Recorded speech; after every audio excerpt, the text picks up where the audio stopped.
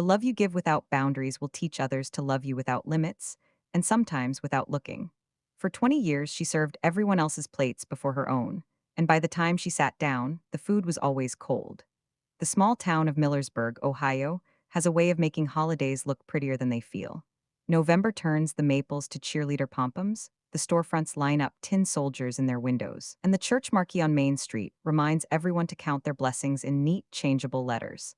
On Thanksgiving morning, the air smells like damp leaves and cinnamon from the bakery that refuses to close even when every other door is locked. Inside a gray-sided house 2 blocks from the high school, Maggie Carter moved like a metronome that had been wound too tight. Ovens preheated. Pot lids rattled. The turkey, 20 pounds, trussed like a patient before surgery, radiated heat that steamed her glasses. She checked the schedule she'd taped to the fridge with blue painter's tape. Potatoes at 10:30, green bean casserole at 11, 15 rolls last, always last, so they could hit the table warm even if she didn't. She had been a widow since the year Lily turned 5 and developed a lisp that made spaghetti sound like a secret password.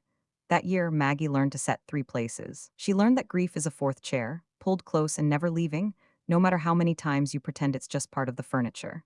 She learned, too, that people admire a woman who keeps it together, and they admire her so much they allow her to keep it together forever. For 15 straight Thanksgivings, Maggie kept everyone else together. She made it look easy.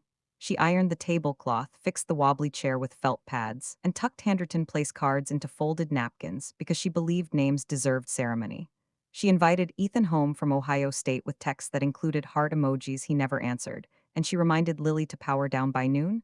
Just a few hours, honey. As if time were a switch and she could click it quiet.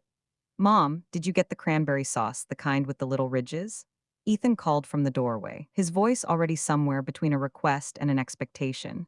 He held his duffel like a visiting celebrity awaiting his escort.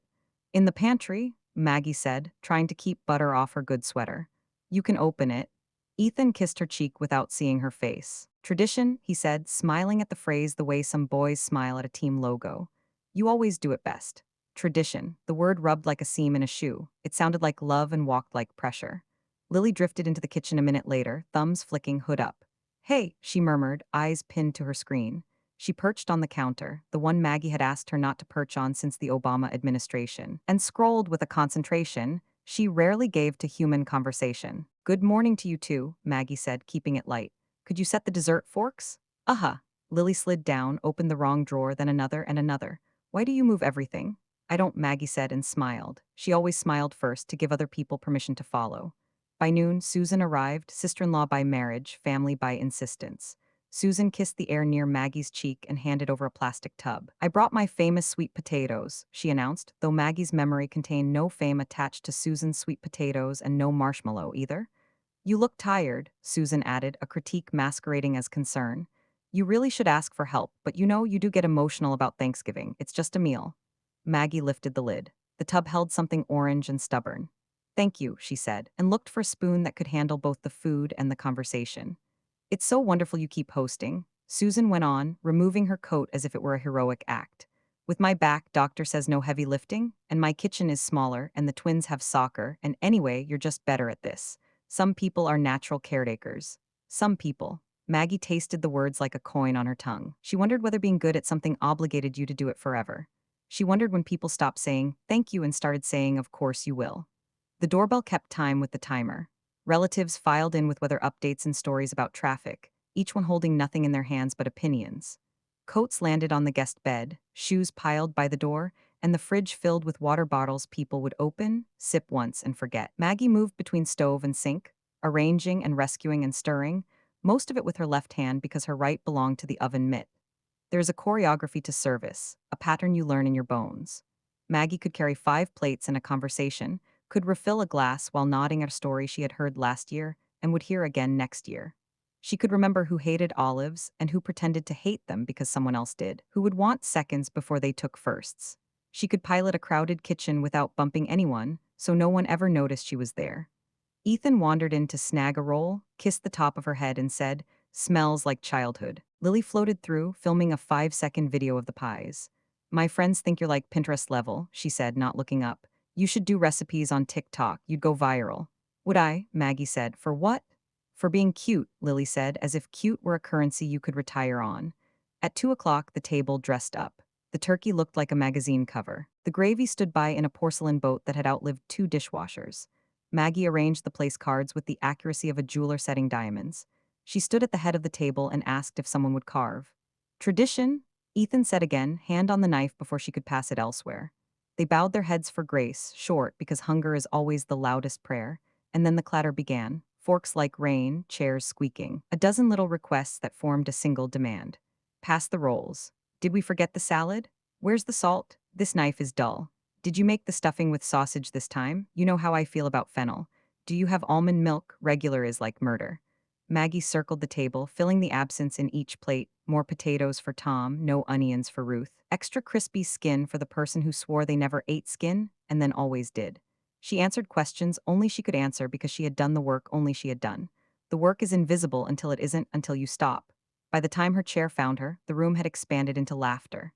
Someone told a story about a neighbor's dog and the cranberry sauce. Someone else insisted the Buckeyes would never beat Michigan with that quarterback.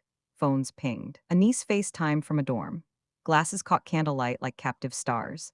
Maggie looked down at her plate. The turkey had turned rubbery, the mashed potatoes formed a polite glacier, and the gravy had drawn a skin, the way milk does when left unattended. She took a bite anyway because hunger isn't always about food. No one asked if she wanted seconds. No one asked if she tasted the sweet potatoes or if she'd gotten to sit for more than 3 minutes. No one thought to say, "Hey, Mom, you eat, let me get that." This is how love becomes habit, not with a shout, but with the steady erasure of a person's needs in the name of everyone else's comfort. People don't mean to erase you, they just learn the picture without you in it. At the far end of the table, Ethan raised his glass. "To Mom," he said without standing, "for keeping the tradition alive." "Here, here," Susan chimed, lifting water like it was champagne. "We'd be lost without you." Maggie smiled the way women are taught to smile, all the way to the eyes. She said thank you because gratitude is the language that keeps a family from collapsing. She looked around the table she had imagined into being, the faces she loved because love is what you do, and felt a quiet thought walk across the room and sit down beside her. It said, "If you were not here, would they find you, or just the food?" She pushed her fork through the potatoes and remembered a younger version of herself tasting everything first, reaching for salt and pepper not to fix but to enjoy. She remembered sitting down with a hot plate and believing heat meant she belonged. She tried to summon that heat now from memory. "Mom, can you?" someone began, and she rose before the sentence ended. Reflex. In the kitchen, the timer went off, something for later, something to reheat, something to ensure abundance glowed like virtue. She turned it off and leaned against the counter, listening to the laughter that drifted toward her like music from another apartment. On the refrigerator, the schedule lay beneath a magnet shaped like a heart. She pressed it with her palm until the edges cut. When she returned to the table, the conversation had moved on to Black Friday doorbusters and who needed what size in boots. Lily filmed the centerpiece and captioned it with a string of leaf emojis. Susan complimented herself on the sweet potatoes, and everyone agreed in a vague, generous way that costs nothing and keeps the peace. Maggie took her seat again, careful not to scrape the chair. The turkey waited, patient in its coolness. She chewed. She swallowed. She tucked an escaped strand of hair behind her ear. She lifted her glass when others lifted theirs. Her smile held, soft and practiced. Around her, the room glowed with everything she had built. Inside her, a small draft slipped under the door and touched the back of her neck. It felt like November sneaking in, like a question left open on a page. She looked from face to face, her son, her daughter, her almost sister, people she would forgive before they apologized, because that's another thing the loving learn to do. She smiled again for them, and for the camera that Lily had pointed like a mirror at the most decorated version of their lives. Maggie Carter, who could make a feast from a paycheck that came late and a heart that came empty, sat perfectly still in the bright room she had lit herself, and felt with the certainty of steam leaving a dish that she had disappeared. Her plate, like the lesson, had gone cold. The unraveling of a life rarely begins with an explosion. It starts in whispers, a missed call, a forgotten birthday, a thank you left unsaid. And sometimes it starts with a mother sitting alone in a dining room she built with love, realizing no one noticed she never served herself a plate. The morning after Thanksgiving, Maggie Carter folded the linen napkins into neat squares and placed them back in the drawer, even though no one would use them again until next year. The dishwasher hummed behind her, steam curling at the edges. From upstairs came the thump of Ethan packing, already preparing to return to campus. Lily hadn't come down yet. She'd been up late, headphones on, scrolling TikTok in the dark like it was a lifeline. Maggie moved slowly, like someone recovering from something they couldn't name. The muscles in her lower back reminded her of every dish she'd lifted, every floor she'd scrubbed, every unasked for favor completed as if on instinct. "Mom, I need $20 for gas." Ethan called from the stairs, his voice casual like he was asking for sugar. Maggie turned from the counter, drying her hands on a dish towel. I just filled your tank before you got here. I went out with Jared last night, he said, not bothering to look sheepish. You don't want me running empty halfway back to Columbus, right? She opened her wallet and handed him the cash. Thanks, tradition, right? He grinned, echoing yesterday's joke like it hadn't frayed her. Maggie didn't reply. She watched him leave with a duffel slung over his shoulder and a smile meant for the next adventure, not the woman who'd kept his bed warm and his fridge full. He didn't hug her goodbye, he rarely did. When Lily finally emerged near noon, still in her hoodie, Maggie was folding laundry. Hey, her daughter mumbled, lifting a bowl of cereal to her mouth while scrolling with her free hand. Can you put your clothes away? Maggie asked, pointing at the folded pile on the chair. Lily blinked at her, expression neutral. I will, chill, Mom. I'm not upset, Maggie said quietly. I just want you to take responsibility for your things. God, Lily said, already walking away, you always make such a big deal out of everything. Later that day, Maggie stood at the mailbox, flipping through credit card offers and junk coupons when her phone buzzed. Susan, need a favor. Can you take Michael on Saturday? It's our anniversary dinner and we're desperate. Maggie stared at the screen for a moment. Not a hi, how are you? Not even a please, just a directive, as if she were a resource, not a person. She typed, I'm not sure yet, let me check my schedule. Then she deleted it. It would only start a conversation she wasn't in the mood to have. Instead, she sent back, okay. And just like that, another Saturday was no longer hers. The next few weeks were filled with more of the same. Errands she didn't volunteer for, requests posed as assumptions, conversations that never paused long enough to ask how she was doing. When Ethan called, it was to ask if she could pay his phone bill just this month until his refund check cleared. When Lily asked to go shopping, she chose the most expensive jeans in the store and rolled her eyes when Maggie hesitated. You're always overthinking, she said. It's just money. Maggie said yes to everything. She always had. But somewhere inside her, something had shifted. She found herself staring longer at the pages of the mystery novel she'd been reading, not remembering a word. She opened the fridge one night and forgot what she was looking for. At church, during the prayer circle, she said all the right words and felt none of them. At the library one Tuesday, she ran into David again. Still solving the world's problems one potluck at a time, he teased, holding up a book titled Boundaries, When to Say Yes and How to Say No. Trying, she said, smiling despite herself. He looked at her not the way people look to pass time, but the way someone looks when they're actually paying attention. When's the last time someone made you dinner? He asked. She laughed. Probably before Lily was born. David tilted his head. That's a long famine. They sat on a bench outside the library, the sky pale with approaching snow. David spoke about his late wife, how she'd made Tuesday nights sacred because life moved too fast without rituals. Even grief has to be scheduled sometimes, he said. Maggie nodded, thinking about how her rituals were for everyone else. Birthdays, bake sales, PTA meetings, holidays planned to perfection. But none of them were hers.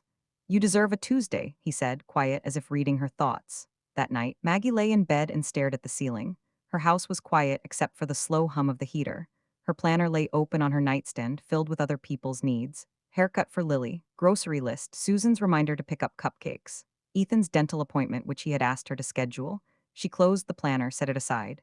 In its place, she opened a journal. She hadn't written in years, not since before Tom passed. But now the words came easily. Like breath after holding it too long. I feel like a drawer everyone opens when they need something. No one ever checks to see if it's empty. She didn't write anything else. She didn't need to. On Saturday, as expected, she babysat Michael. Susan arrived 30 minutes late with a bottle of wine and zero apologies. You're the best, she said, breezing out the door. Michael immediately began playing video games on the living room TV, shouting every few minutes for juice. When Maggie brought it, he didn't look up. She sat on the couch beside him and looked around the room. Toys, the dishes in the sink from breakfast, the folded laundry no one had taken upstairs. She'd lived this scene before, not with Michael, but with her own kids, with her own life. She had bent over backwards for people who had never bent at all. She had stitched together a family that didn't seem to notice they were walking on her seams. When Michael asked for a snack, she nodded but didn't move. She stared out the window instead, where snow had begun to fall, soft, quiet, unnoticed like everything else she gave. And for the first time in a very long time, she let the moment sit. She let the request hang, and she wondered what would happen if she didn't answer. She wondered what would happen if she stopped. Winter in Millersburg arrived early that year, quiet and deceitful. The kind of cold that didn't scream but whispered, through cracked windows, through the gap beneath the front door, through a woman's bones when she forgot to care for herself. By mid-November, Maggie's house had taken on that familiar hum of seasonal obligation. Boxes of decorations waited in the hallway. The grocery list sat magnet pinned to the fridge. Thanksgiving menu, she'd written neatly at the top, as if the words were commandments, not choices. Ethan texted her 3 weeks before the holiday. Ethan, hey, just checking, same plan for Thanksgiving, right? Maggie, what plan? Ethan, at your place. Turkey, your mashed potatoes, Susan's kids. All that? She stared at the screen. There was no question mark, not even a pause of doubt. It wasn't a plan, it was an expectation. She typed back, we'll see, then deleted it. Instead, she wrote, sure, same as always. The reply came instantly. Perfect. Tradition, that word again. Tradition, like a rope tied around her ribs. Tight enough to keep her standing, too tight to breathe. A week later, she was at the grocery store when she ran into David. He was pushing a cart filled with one dinner for two frozen lasagna and a bottle of red wine. He smiled the way only people who have stopped pretending to hurry can smile. Maggie Carter, he said, the busiest woman in Ohio, you planning a feast again? She looked down at her overflowing cart, cranberries, stuffing mix, butter, cream, more butter, and forced a laugh. It's just what we do. You ever wonder what would happen if you didn't? She opened her mouth. But no words came out. They walked to the parking lot together, their breath showing like ghosts. Let me ask you something, David said, leaning against his car. When's the last time someone made you a plate? Not a metaphorical one, a real plate. Dinner set in front of you, no expectation attached. Maggie thought for a moment. Tom, she said quietly. My husband, years ago. David nodded, not with pity, but with recognition. I used to think love was doing everything for someone. Turns out, real love starts when someone tells you, sit down, eat while it's hot. David nodded, not with pity, but with recognition. I used to think love was doing everything for someone. Turns out, real love starts when someone tells you, sit down, eat while it's hot. That night, Maggie went home and stood in her kitchen, surrounded by bags of groceries. She stared at them as if they were evidence of a crime she didn't remember committing. She left everything on the counter. She went upstairs and opened her journal. They call it love when I sacrifice, she wrote, but they never notice what it costs. If I vanished, would they miss me or just the service I provide? The next morning, Ethan called again. Hey mom, just confirming the menu. Can you make the green beans the way grandma used to? I don't know if I'll be hosting this year, Maggie said, the words trembling as they came. A pause. What do you mean? I just thought maybe someone else could host, or we could do something different. Different how? His tone was sharp, impatient. Your house is kind of the spot, it's tradition. She could hear him smiling when he said it, that easy confidence. The assumption? Right, she said softly. Tradition. He laughed. Besides, you love it, you're great at it. Don't overthink it, Mom. He hung up before she could answer. Maggie sat in her kitchen a long time, the silence like a second heartbeat. She realized no one had asked her what she wanted in years. Maybe no one ever had. 2 days later, Susan called. Just checking, you're doing Thanksgiving, right? I told the twins. I haven't decided yet. Susan gave a laugh that sounded like a door slamming. Don't be ridiculous. Nobody else has space for all of us, and you always say how much you love hosting. I used to, Maggie said quietly. Well, Susan replied, don't start making things complicated now. Everyone's counting on you. Then the line went dead. Maggie stared at the phone, her fingers trembling. Everyone's counting on you. No one said we'd like to help. No one said you deserve a rest. That night, she made herself a single grilled cheese sandwich and sat at the kitchen table alone. It was warm, simple, silent. She didn't light the big dining room candles. She didn't put on music. She just ate. And for the first time in years, she ate while the food was still hot. The plan came slowly. Like a whisper she'd been ignoring for too long. She didn't tell anyone. She didn't even tell David. A week before Thanksgiving, she called her landlord and asked him to disable the spare key that Susan kept for emergencies. She canceled her grocery order one item at a time until the list was empty. Then she called a small bed and breakfast 2 hours away in Hocking Hills. Yes, she said, her voice shaking slightly. A cabin for one for Thanksgiving night. She packed light, one suitcase, one book, one red sweater. On Thanksgiving morning, she woke up before dawn and brewed coffee. The house was still, waiting. She set the dining table for two, herself and a ghost, and lit one candle. Then she picked up a pen and wrote her note on a plain white card. For 25 years, I've cooked, cleaned, and carried everyone's happiness. This year, I'm serving myself. There's a lovely restaurant downtown that takes reservations. Love, Mom. She placed the note at the center of the table beside a small vase of dried flowers. Then she looked around the room, at the chairs, the framed pictures, the marks on the wall from years of living, and whispered goodbye. By the time Ethan and Lily arrived that afternoon, Maggie was already miles away, driving down an empty road lined with frozen cornfields. Her phone buzzed in the cup holder. Ethan, Mom, we're here. Where are you? Lily, is this a joke? Susan, Maggie. This is childish. The kids are starving? She didn't answer. Outside her windshield, snow began to fall in thin, glittering sheets. She turned on the radio, soft jazz, something nameless and kind. For the first time in a decade, she felt the heat of her own freedom. When the road curved and the trees thickened, she let out a breath she hadn't known she'd been holding. It didn't sound like guilt. It sounded like relief. By 4 o'clock, the Carter household was anything but grateful. Ethan was the first to unlock the door using the key his mother had given him years ago, one she never took back because she believed access was an expression of trust. Lily followed close behind, tugging at her sleeves. clearly annoyed the Wi-Fi hadn't auto-connected. Susan and her twin boys arrived moments later, hauling grocery bags and complaints, expecting warmth, pie, and the unmistakable scent of roasted turkey that had always wrapped itself around Maggie's house like a second skin. Instead, they were met with silence. No clatter of pans, no low hum of classical music from the Bluetooth speaker, no voice calling out from the kitchen to take your shoes off and grab a plate. The dining room sat still, untouched, save for a single white card in the center of the table, like an exhibit at a museum. Mom, Ethan called, dropping his duffel bag by the coat rack. You here? Lily wandered into the kitchen, opening the fridge. There's nothing in here, no turkey, no sides, literally nothing. Susan's mouth twitched into something between concern and irritation. She must have gone to the store, or maybe she's running late. But her voice was unsteady, unused to uncertainty. Ethan reached for the card on the table. He read it out loud. For 25 years, I've cooked, cleaned, and carried everyone's happiness. This year, I'm serving myself. There's a lovely restaurant downtown that takes reservations. Love, Mom. There was a pause, a long one. Then, wait, what? Lily blinked, trying to compute the words like they were written in code. And she left. Ethan dropped into a chair, his brow furrowed. She can't be serious. She'd never do that. She just did, Susan said quietly, her hand to her mouth.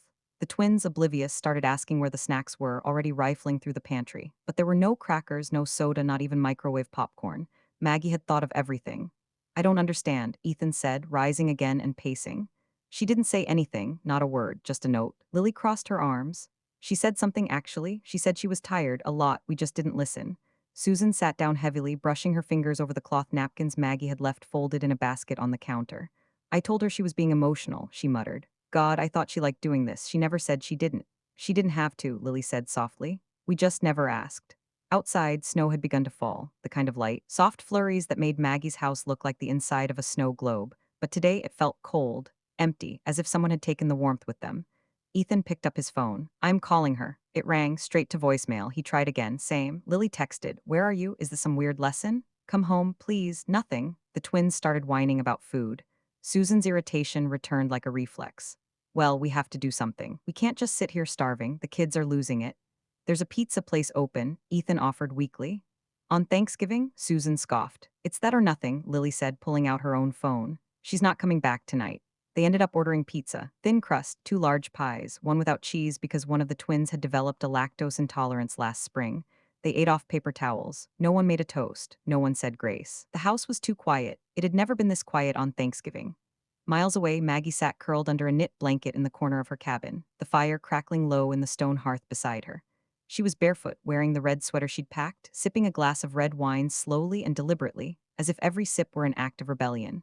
There were no voices calling her from the next room, no phones buzzing with questions, no oven timer beeping, just the low crackle of wood and the sound of snow pattering against the window pane. She had cooked dinner for herself that night, just enough. Roasted chicken thighs with lemon and rosemary, a side of green beans and garlic mashed potatoes. She plated it carefully, like she was someone worth impressing. She lit a candle, not for ambience, for herself, and for once she ate slowly, while it was still warm. Her phone buzzed once, then again. A long list of texts began to flood in. Ethan, where are you? Lily, this isn't funny, Mom. The twins are crying. Susan, after everything we've done for you, you disappear on Thanksgiving? Dad, voicemail, your mother is upset, call us. Ethan, you ruined the holiday. Susan, I hope you're happy. Lily, did we really do something that bad? Maggie didn't open any of them. David had sent her one too. David, wherever you are. I hope you're warm and selfish and smiling. She was all three, back in the house as the night dragged on, guilt started to settle in like frost on the windows. I just thought, Ethan said finally, staring at the fireplace, that she liked doing it. She never said no. That's the problem, Lily replied. She never said no because she thought if she did, we'd stop loving her. Susan stood at the kitchen sink, washing the pizza boxes clean of grease before folding them for the trash.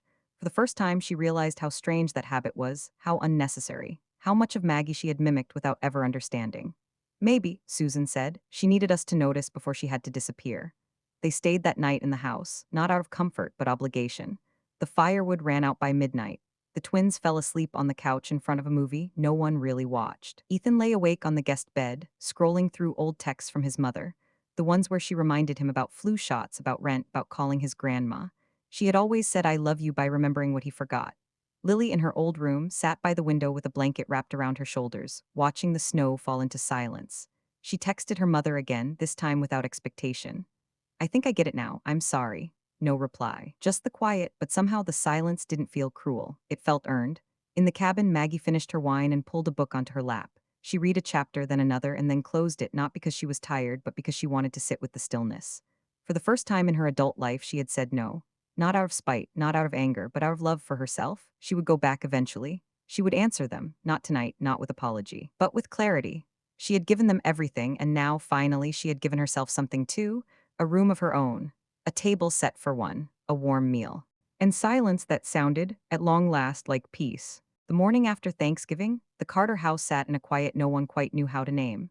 Ethan stood at the kitchen sink, rinsing out coffee mugs without really knowing why. The dishwasher had always been his mother's territory, and it somehow felt wrong to load it without her. The silence between clinks of ceramic was the kind of silence you feel when something is missing, not a thing, but a presence. Lily came in, still wrapped in the blanket she'd slept in. Her hair was a mess, and her phone was forgotten somewhere upstairs. She held a paper plate with half a slice of cold pizza and didn't bother sitting. I think she's serious, she said quietly, chewing. I think she meant it. Ethan didn't look up. Yeah, he said, she meant it. Susan was already gone, left early to take the twins to soccer, or maybe to avoid the aftermath. She hadn't said much as she packed up, just muttered something about needing to regroup and giving Maggie space. Her tone had changed overnight, less annoyed, more careful. The house, which Maggie had spent years making warm and inviting, now felt like a museum of assumptions. The decorations still hung, perfectly arranged. The scent of cloves still lingered faintly from a candle she'd left burning the day before, but none of it felt alive. She always made it look so easy, Lily said, sitting down finally. I just thought she wanted to. She did want to, Ethan said. At first, but then we stopped helping. We stopped noticing. Lily nodded. Do you think she hates us now? Ethan finally turned toward his sister. I think she loves us too much to hate us, but I think she's done being invisible. Lily didn't answer. She just picked at the crust of her pizza and looked around the room like it was the last time she'd see it that way. Maggie returned home 2 days later. It was late afternoon, and the snow had melted into muddy streaks along the curb. Her front yard looked the same, but her heart did not. She pulled into the driveway slowly, the cabin key still in her coat pocket like a talisman. She didn't know what to expect. There were no cars in the driveway, no notes on the door, just the faint hum of the heater inside and the comforting weight of her house key in her hand. She stepped through the front door and paused in the threshold. The table was still there, set for two. Her note had been moved but not thrown away. Sat on the mantel now, folded neatly, like a letter someone had reread more than once. She exhaled slowly and went into the kitchen. The dishes were done, the trash had been taken out. Someone had tried to sweep poorly, but it was effort nonetheless. Then she saw the voicemail light blinking on the landline. Message 1 Susan.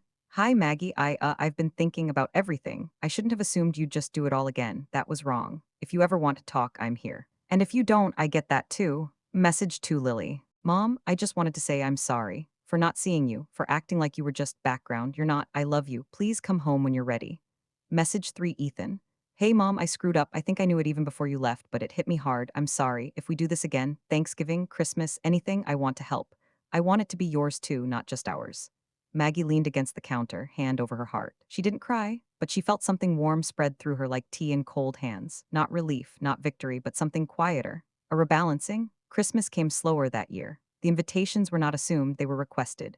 Ethan called to ask if he could come and what he could bring. Susan offered to host but said, only if you want a break. Lily spent an entire Saturday helping Maggie string lights on the front porch, humming along to music and asking, truly asking how her week had been. Maggie agreed to host again, but only under new terms. I'm not doing it alone, she said with no apology in her voice, and they listened. On Christmas Eve, the house smelled of cinnamon and roasted rosemary, but the air felt different. Ethan arrived early to peel potatoes.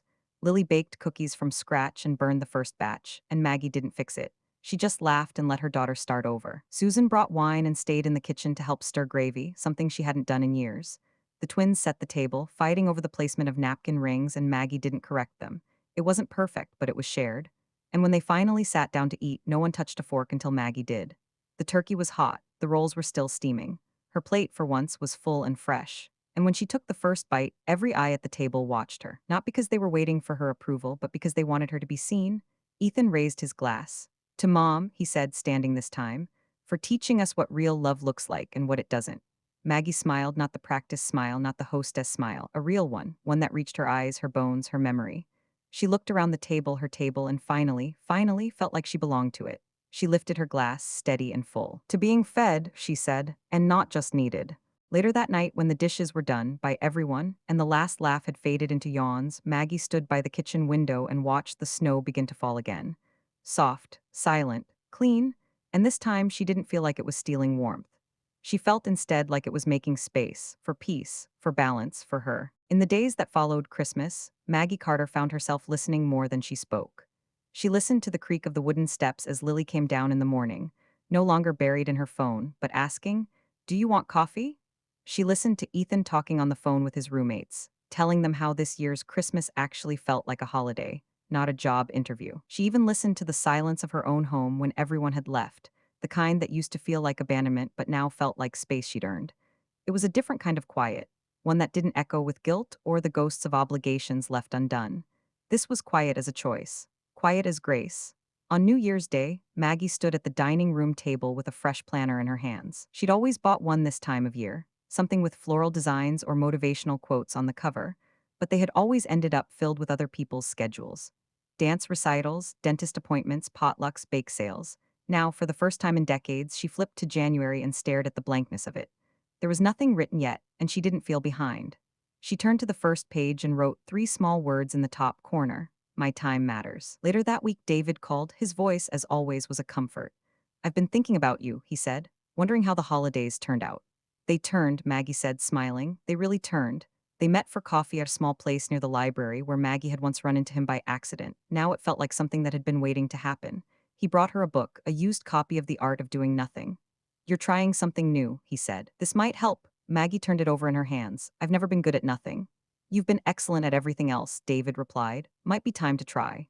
She laughed and tucked the book into her purse. They didn't talk about the cabin. They didn't need to. It had become something sacred, her act of rebellion, of restoration. She had driven away as someone's maid, someone's emotional caretaker, someone's background character. She had returned as someone new. Or maybe not new, just remembered. At home, she began noticing things that had long gone invisible. The chipped teacup in the back of the cabinet that she hadn't used since Tom died. The box of recipes in her handwriting, each card curled at the edges from years of steam and love. The photograph of Lily at age 5 in her Halloween fairy wings, standing next to a carved pumpkin they had made together. She began reclaiming these things, not as relics, but as pieces of herself. One afternoon, she pulled a canvas tote from the hall closet and filled it with items to donate: clothes she hadn't worn in years, kitchen tools she didn't need, books she never finished but kept out of guilt. It felt like shedding weight she'd never realized she was carrying. Lily walked in halfway through and stood in the doorway, arms crossed. "Are you moving out or something?" she asked, only half joking. "No," Maggie said, holding up a pair of shoes. "Just making room." "For what?" Maggie looked around the living room. Sunlight streamed across the floor in slanted gold. "For peace," she said, "and maybe a few things that are actually mine." Lily walked over and sat beside the box. She pulled out an old scarf, one Maggie had knit years ago and forgotten. She held it for a moment, then wrapped it around her own neck. "Looks good on you," Maggie said, not as a compliment, but as a connection. Lily leaned against her, just a little. "Just enough." In mid-January, Susan called. "I've been thinking," she said, clearing her throat. "I want to host Easter. I mean, if you're okay with that." Maggie blinked. "You sure?" "Yeah, I think it's time I stop waiting for someone else to do what I should have done years ago. And I promise I won't dump it all on you. You'll be a guest, a real one." There was a pause, and then Maggie said, "I'd like that. And maybe next month we could get lunch. Just the two of us?" Maggie hesitated for a beat, then smiled. "Okay, but I'm not bringing dessert." Susan laughed. "Deal." Ethan began calling more often, not just for money or reminders, but to tell her things. He sent her photos from campus, asked about recipes, even mailed her a book he'd just finished because it reminded me of how you see the world. One evening, he called just to say, "Thanks for always showing up, even when we didn't." Maggie didn't cry, but her voice caught in her throat and she had to clear it twice before saying, "That means more than you know." One Sunday morning, Lily sat down at the table with her laptop open. "Can you help me with something?" Maggie looked up from her coffee. "Sure. I have to write an essay for English," Lily said. "About someone who changed the way I see the world. I picked you." Maggie blinked. "Me?" "Yeah," Lily shrugged, "because, well, you disappeared. And it made me realize how much of you we didn't see when you were here." Maggie reached for her daughter's hand across the table. "I'm still here," she said, "just not in the same way." "I know," Lily said. "I like this way better." February came in with ice and wind, but Maggie no longer felt brittle. She had begun waking up without dread. She filled her planner with book club meetings, long walks, calls with David, and movie nights with Lily. Some squares she left blank on purpose. Not because she forgot to fill them, but because she finally could. One afternoon, she passed the mirror in the hallway and stopped. One afternoon, she passed the mirror in the hallway and stopped. She looked older, yes, a little softer around the edges, but there was something new in her reflection, ease. She looked like a woman who had stopped asking for permission to rest. That night, she made dinner just enough for herself and Lily. Nothing elaborate, just soup and bread and laughter between spoonfuls. When Lily went to bed, Maggie sat in the living room and opened her journal.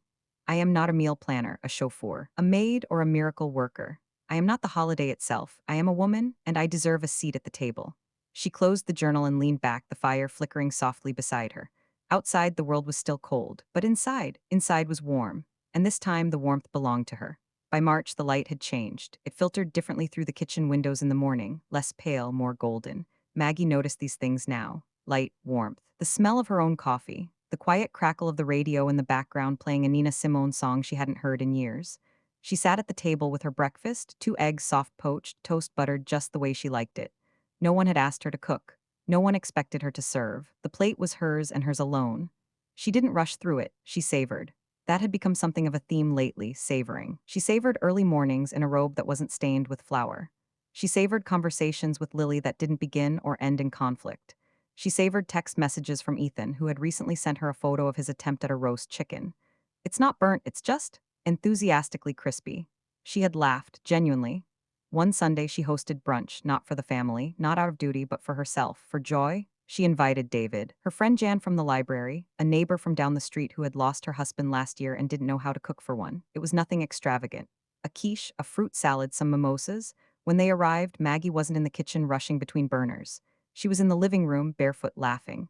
The table was set, but not perfectly. She had let Lily fold the napkins, and one of them had a coffee stain. She left it anyway. This is lovely, Jan said, biting into a scone. You always throw things together so easily. Maggie shook her head, smiling. That's the trick, isn't it? Letting things be easy for once. David caught her eye across the table. He didn't need to say anything. The look said enough. You're different now? Later that week, Susan called. Don't laugh, she said, already half laughing, but I tried to brine a turkey last night and ended up soaking it in a mixing bowl that cracked right in half. Water everywhere. The dog still won't go near the kitchen. Maggie grinned. Did you follow the recipe I sent? I thought I did, Susan admitted. But I skipped the part about, using a pan designed for 20 pounds of bird. Well, now you know. Susan hesitated for a moment, then said, I'm realizing how much you handled without ever making it look hard. It was hard, Maggie said. I just stopped showing it. There was silence on the line for a beat. Then Susan said, You're invited to Easter, of course, but only if you promise to bring nothing but yourself. Maggie felt something loosen in her chest. Deal. April brought blooming daffodils and an invitation to speak at the women's circle at church. They had heard, through whispers and coffee hour chatter, that Maggie had done something bold, something honest, something other women were thinking about but hadn't dared to do. Just a short reflection, Pastor Angela had said, on boundaries, on self-worth, on whatever you feel called to share. Maggie nearly said no, but then she thought of the Thanksgiving note, of the dinner alone in the cabin, of the way her children had begun to see her again, not as a function but as a person. She said yes. On the morning of the talk, she wore the red sweater again, the one she'd worn when she left. It still smelled faintly of cedar and freedom. The church was quiet but full. Women sat with notebooks in their laps, hands clasped in anticipation. Some were younger, some older. A few she recognized from the PTA days. Others had only heard stories. Maggie stood at the front and cleared her throat. I used to think that being a good woman, being a good mother, meant being the last to sit down, the last to eat, the first to say yes, and the last to say no, she began. Heads nodded. I thought love meant doing everything, carrying everything, swallowing every hurt so the people I loved could smile. She paused. But then I realized something, quietly, painfully, and then all at once. If I didn't take care of me, I'd disappear. And I did disappear, for years, right in front of the people I loved most. More nods, one woman dabbed her eyes. But I came back, Maggie said, not because someone rescued me, because I chose to return to myself. There was silence, deep and reverent. And I want to tell you something, she continued, her voice steadier now. You don't have to wait until you're broken to choose yourself. You don't have to burn out to be worthy of rest. Someone whispered, Amen. Maggie smiled. There's no trophy for being the most exhausted. No ribbon for the cleanest house or the most plates served. But there's a life waiting for you if you slow down long enough to taste it. She stepped back. A soft round of applause filled the room, gentle knowing, not for performance but for truth. That night, Maggie came home and sat at her dining table. Not for a holiday, not for a speech. Just for a quiet dinner with Lily, who had made pasta and oversalted the sauce. It's kind of aggressively flavorful, Lily said, wincing. Maggie laughed. I love it. You don't have to lie. I'm not. I love that you're cooking for us. They ate by the window, the setting sun stretching gold across the table. Hey, Mom, Lily said suddenly, I'm proud of you. Maggie looked up, heart stuttering. You are? Yeah, Lily said. You taught me it's okay to stop doing things just because people expect it, that it's okay to change, to rest. Maggie didn't respond right away. She just reached for her daughter's hand and squeezed it gently. Outside, the daffodils swayed in the breeze. The light was fading but not disappearing, just softening into evening. Maggie leaned back in her chair, warm plate in front of her, hand in her daughter's, a full breath in her lungs. And for the first time in years, she felt entirely, completely seated. At her own table, and she wasn't getting up anytime soon. Spring deepened into May with the quiet certainty Maggie had come to love. Her mornings belonged to the garden now. Not the perfectly manicured one she used to imagine in catalogs, but a modest row of herbs and a few struggling tomato plants near the fence line. Some days she wore gloves, some days she didn't.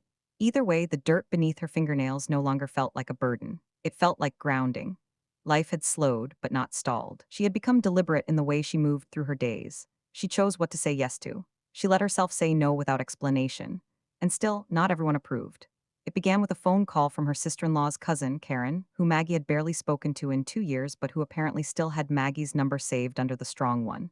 I heard you didn't host Thanksgiving, Karen said after skipping hello entirely. That's right, Maggie answered, already bracing herself. Karen gave a small, judgment-flavored chuckle. Well, I guess we're all redefining family first these days, huh? Maggie blinked. Excuse me? I mean, Susan said you just vanished, left a note, didn't even check in on the kids. Seems kind of dramatic, don't you think? Maggie's first instinct was to apologize, to explain, to soften herself so Karen wouldn't bruise. But something inside her, the same part that had written the Thanksgiving note, held steady. I did what I needed to do, she said simply. Karen hesitated, then gave a tight-lipped hum. They didn't speak again. Maggie stood in the kitchen afterward, the phone still warm in her hand. Her palms trembled, not from guilt, but from the familiar echo of what used to be, the demand to make others comfortable at her own expense. It was the first time she realized that healing doesn't always come with applause. Sometimes it comes with silence, and sometimes with criticism disguised as concern.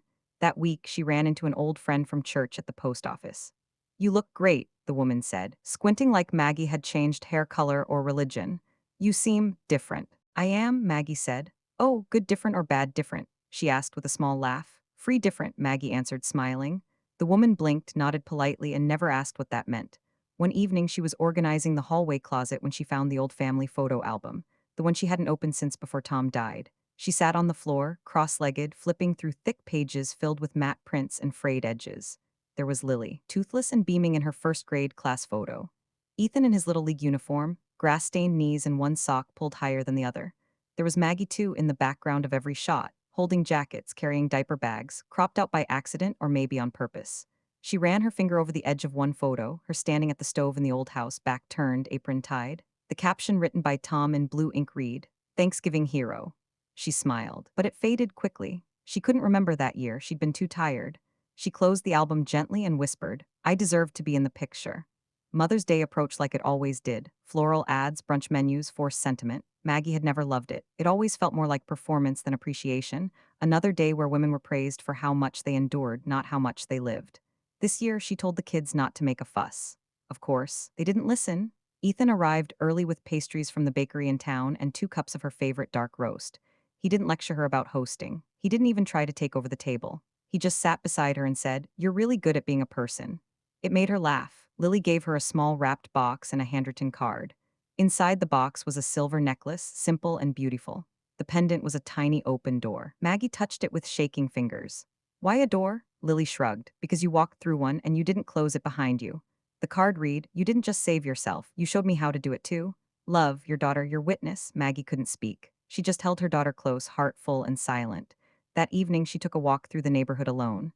The sun was low, casting long shadows on the sidewalks. The same houses she had passed for years now felt different, less like reminders of what she hadn't done, more like landmarks she could walk past without envy. She stopped by the park bench near the church where she had once sat with David, the one where he'd handed her the book about doing nothing.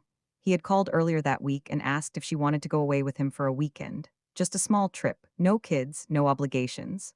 I want to, she had told him, but I need to check with myself first. He'd laughed. That's exactly why I asked. She smiled at the memory, fingers playing with the pendant at her neck. Maggie sat on the bench, letting the quiet wrap around her like a shawl. No one was waiting for her to get up. No one was asking what she'd done today. The world didn't need her to prove anything right now, and that she was learning was the deepest kind of peace. That night back home, she lit a single candle at the dining table and made herself a bowl of soup. She didn't eat standing at the counter. She didn't pick at leftovers. She plated it. She sat down, she breathed. And as she lifted the first spoonful to her mouth, the taste wasn't just warm, it was earned. It was early June when the knock came. A quick, sharp rhythm against the front door, 3 taps, impatient. Maggie was at the kitchen sink, hands in soapy water, rinsing a mug that still smelled of morning coffee and cinnamon. She paused. The knock came again, firmer this time. She glanced at the clock. 8:43 a.m., too early for guests, too late for deliveries. She dried her hands slowly, not because she was nervous, but because she no longer rushed toward every interruption. She'd spent decades answering calls, doorbells, demands, responding not because she wanted to, but because she'd been trained to feel she must.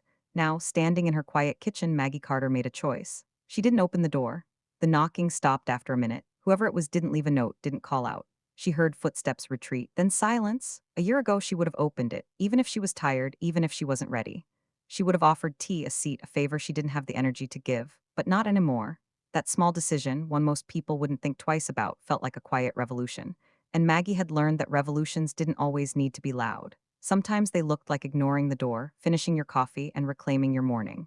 Later that day, she learned it had been her cousin Cheryl in town for a surprise visit. She found out from a voicemail full of passive-aggressive warmth. Guess you weren't home? Or maybe you're too busy these days for family drop-ins. I was hoping to see you. I mean, if that's still something you do? Maggie deleted it without guilt. Cheryl had always dropped in, always expected Maggie to drop everything. It had never occurred to her that Maggie's time might have value, even when Maggie didn't know it herself. Now she did. That weekend, Maggie went to a small writer's workshop at the community center. It was something she'd circled in the newspaper for 3 weeks before finally signing up. The theme was reclaiming voice, writing after silence. Most of the women in the room were over 40. Some had notebooks worn thin from decades of poems they'd never read aloud. Others were starting from blank pages. The instructor, a woman with silver braids and a voice like wind over gravel, began the session with one question. When did you stop speaking for yourself? Maggie didn't know the answer at first. Not in a sentence, but her pen moved anyway. She wrote about casserole dishes and sleepless nights, about emails ending with, "Let me know what I can do," even when she had nothing left to give.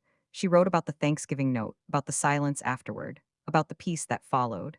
And then she wrote this: I am no longer the emergency contact for people who never call unless it's an emergency. When the instructor asked if anyone wanted to share, Maggie didn't raise her hand. Not that week, but she went back the next. David came over for dinner the following Wednesday. It had become their rhythm, Wednesday night dinners, alternating homes, no pressure. This week he brought roasted carrots and a new vinyl record. She made lemon chicken and set the table on the back patio beneath a sky slowly blooming with stars. They ate quietly, comfortably. No performances. No need to entertain. You seem taller lately, David said, refilling her glass. Taller? He shrugged, like your spine forgot how to bend for people. Maggie laughed. It's been a process. You've changed, so have you. They sat in the dusk, crickets chirping in rhythm with the clink of silverware.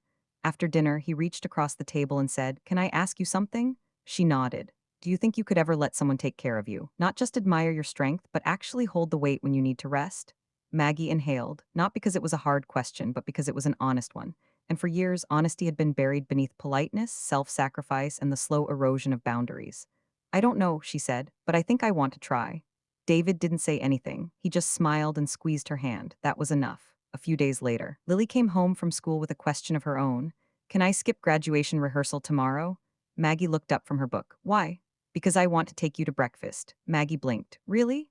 Yeah, Lily said. I've been thinking all those mornings when I was little and you packed my lunch and I never even said thank you. I want to take you to breakfast, just us. Maggie closed her book slowly, heart blooming with something softer than surprise. It was the kind of full feeling she used to think would only come if she kept giving more. Now she knew it came when you gave from a full place, not an empty one. She smiled. Then I'd love that. The next morning they went to a quiet diner off Route 16. Maggie had biscuits and jam. Lily ordered pancakes the size of hubcaps and barely finished half. They talked about everything and nothing, about college, about the books they wanted to read, about how hard it was to say no and how brave it felt to say it anyway. When the check came, Lily insisted on paying. Maggie let her. That night, Maggie stood by the window again, same place where months ago she had watched snow fall in silence.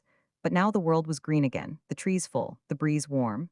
She touched the pendant on her necklace, the tiny open door. She hadn't shut it, not even to Cheryl, but she'd learned she didn't have to open it every time someone knocked. She could choose, she could pause. She could finish her coffee, rinse her mug, dry her hands, and then decide. Not out of fear, not out of duty, but from a place of stillness. A place of knowing. And as she turned out the light, Maggie realized something that made her smile in the dark. She hadn't disappeared. She had simply come home to herself. Summer arrived like a familiar song Maggie hadn't heard in years, one of those melodies that lived in the back of your memory, just out of reach until it returned, unexpected and whole. She woke to sunlight through cotton curtains, the scent of cut grass drifting through open windows, and birdsong that didn't ask her to get up, didn't assign her a task. She stayed in bed longer some mornings, reading. Other days, she got up early just because she could. She no longer chased productivity like a trophy. She let the hours unfold. Maggie Carter had entered her own season. The house had changed with her. Where once the hallway had been cluttered with to-do lists taped to doors, now there was space. The refrigerator no longer hosted overlapping calendars and event flyers. In their place was a single postcard from Lily, who had gone off to tour colleges with her best friend. The card read, "Miss you, but don't worry, I've been eating hot meals." Maggie had laughed when she read it, but also pressed it to her heart. Her daughter had learned. And more than that, she'd understood. She remembered all the years she'd silently hoped Lily would never become like her, never forget herself in the work of loving others. Now she didn't worry. She knew. Ethan visited one Sunday alone, no roommates, no chaos. He helped her move the old bookshelf from the guest room and didn't complain about the heat. Afterward, they sat on the porch with iced tea, watching bees move lazily between lavender bushes. "I used to think you had it all figured out," he said suddenly. Maggie raised an eyebrow. "Me? Yeah, I mean, you never lost your temper. You always got things done. You were like this efficient, magical background character who kept everything from falling apart." "I was exhausted," she said softly. "All the time." "I know," he said. "I didn't, but I do now, and I'm sorry." Maggie didn't rush to soothe him. She let the words sit. She let them be heavy because they mattered. She touched his hand. "I'm glad you see me now." Ethan nodded. "I want to make space for that for you, not just as my mom, as you." They sat in the warmth, not speaking, not needing to. By late July, her Wednesday dinners with David had become their favorite ritual. They took turns cooking or sometimes just made sandwiches and played old records. He had asked her again about the cabin, if she wanted to go back. Just the two of them, just to revisit what she had begun there. And she had said yes. They went in August. The cabin was just as she remembered, simple, tucked between pines, humming with wind and insects and peace. She brought the same red sweater, even though it was far too hot to wear it. David brought a stack of books and a deck of cards. The first night, they made pasta together. Maggie cooked the sauce while David toasted bread, and when they sat down, he didn't lift his fork until she did. Halfway through the meal, David looked up and said, "You know, you don't disappear in silence anymore. You shine in it." Maggie felt her chest bloom wide, not pride, not flattery, recognition. On the last morning at the cabin, she woke early and stepped outside with a blanket and her journal. She sat on the porch, barefoot, legs folded, the air cool against her skin. She opened the last page of her notebook and began to write, not out of obligation, not to capture pain or name fatigue. She wrote because there was finally space. "This season of my life is not about doing. It's about being whole, being seen, being still long enough to notice joy coming up the road with no agenda. I am not the background, I am the scene." She closed the notebook gently and let the quiet settle around her like morning mist. By the time fall came, Maggie no longer wondered if she would go back to who she'd been. She knew she couldn't, not because she hated the woman she'd been, but because that woman had given everything, even the parts she needed to keep for herself. And now, she had taken those pieces back. She still loved her family, she still cooked, she still answered the phone when it rang most of the time, but the difference was this: she was no longer a woman whose love required her to vanish. She was no longer the last to sit, the last to eat, the last to speak. Thanksgiving approached again, almost exactly 1 year from the day she left the note on the table. "Ethan called first. Your house or mine this year?" he asked. Maggie smiled. "Let's do yours. Seriously? Seriously, I'll bring the cranberry sauce with the ridges." He laughed, full and unguarded. It wouldn't be Thanksgiving without it. When she arrived that day, Ethan greeted her at the door with flour on his hands and panic in his eyes. "I think I messed up the gravy." "You probably did," Maggie said, walking in and kissing his cheek. "I'll show you how to fix it." The kitchen was full of steam, of voices, of effort. It wasn't perfect, and that was perfect. She helped, but only because she wanted to, not because they expected it. When it was time to eat, Ethan pulled out a chair for her. "Mom," he said, smiling, "sit down, eat while it's hot." She did, and when she looked around the table, at Ethan, at Lily, at Susan and the twins, at David beside her, she didn't feel invisible. She felt central. She felt claimed. She felt loved, not for how much she could carry, but for who she had become after she finally set it all down. Winter crept in again, soft and familiar. The snow returned to Millersburg like an old friend, not the heavy, crushing kind, but gentle flurries that gathered quietly, decorating rooftops and sidewalks without demanding attention. Maggie Carter, now 51, watched from her living room window as the first flakes of the season fell. She had a cup of tea in one hand and her journal in the other, the same one she'd started nearly a year ago. It was nearly full now, pages and pages of reclaimed thoughts, simple joys, reflections, and the slow, patient rebuilding of a woman who had once disappeared inside the lives of others. behind her. The fireplace crackled. David was in the kitchen, humming as he rinsed dishes from the breakfast they'd shared. Across the room sat a small Christmas tree, not the towering, photo-ready kind she used to fuss over, but a modest pine from the farmer's market, decorated with handmade ornaments and mismatched lights. It was imperfect, and it was enough. Everything in her life now existed in that same beautiful category. Enough. Earlier that day, Lily had called from her dorm room. "Guess what?" she said, breathless. "What?" "I told my roommate's mom I couldn't stay and help her clean up the party this weekend, and I didn't apologize for it." Maggie laughed. "Look at you saying no." It felt weird, but it felt good. Maggie could hear the smile in her daughter's voice, that delicate thread of self-respect forming, one no one could unravel. "You've earned that no, sweetheart," she said. "Just don't forget to say yes to yourself, too." That evening, Maggie visited the community center for the final writing workshop of the year. The room was quiet, but warm with familiarity. The women she'd shared this space with had become more than classmates. They were witnesses. Witnesses to each other's stories, to the quiet revolutions happening in pages and pens. At the end, the instructor asked if anyone wanted to share something they'd written this season. Maggie stood slowly, holding a folded page. She cleared her throat. Her voice was softer than it used to be, but it didn't waver. "I used to believe love was a to-do list. That being loved meant being needed. That to matter, I had to give until nothing was left. But this year I learned something else. I learned that real love doesn't ask you to vanish. It makes room for you. It invites you to sit. It brings you a plate before the food gets cold. And most of all, real love doesn't applaud what you sacrifice. It cherishes who you are when you stop sacrificing." When she finished, the room was silent, not out of shock, but reverence. And then, slowly, hands came together in applause. Soft at first, then stronger. Not because she'd performed, but because she'd spoken a truth so many of them carried quietly inside. As December deepened, so did the peace in Maggie's life. She and David spent Christmas Eve at home, just the two of them. No expectations, no show, just a warm dinner, soft music, and two people who understood the value of a quiet, honest holiday. She still missed Tom sometimes. That ache never fully disappeared, but it had softened into something she could carry without losing herself in the weight of it. She had built a new life, not by replacing the old, but by finally stepping into it. On Christmas morning, her phone buzzed with messages. "Ethan, Merry Christmas, Mom. Thanks for teaching me how to show up for others and for myself. Lily, I left you a voicemail. Don't delete it this time. Love you forever. Susan, thinking of you. Your courage changed more than just your life. Thank you for going first." That afternoon, Maggie walked through the neighborhood bundled in her red sweater, the one she'd once worn like armor. Now it was simply her favorite because it reminded her of the day she chose herself. She watched families gather. Children toss snow, couples hold hands. She didn't envy them. She didn't compare. She just observed and smiled. Because for the first time, she wasn't rushing to make a memory for someone else. She was in one. That night, Maggie lit a candle, poured herself a small glass of wine, and opened her journal to the final page. She wrote, "I thought the lesson was learning to say no, but the real lesson was learning to mean yes. Yes to rest, yes to warmth, yes to myself, yes to a life where I belong at my own table." She closed the book, leaned back, exhaled, and for the first time in her life, Maggie Carter felt not just seen, she felt home. To you, dear reader. If this story found its way into your hands or your heart, thank you for walking this path with Maggie. Maybe you've been the one who always hosted, always served, always said yes. Maybe you've known the ache of giving until you disappeared. Let this be your reminder that you matter too. Your seat at the table is not something you earn, it's something you already deserve. Here's to warm meals, full hearts, and the courage to choose yourself, not in place of love, but as proof of it.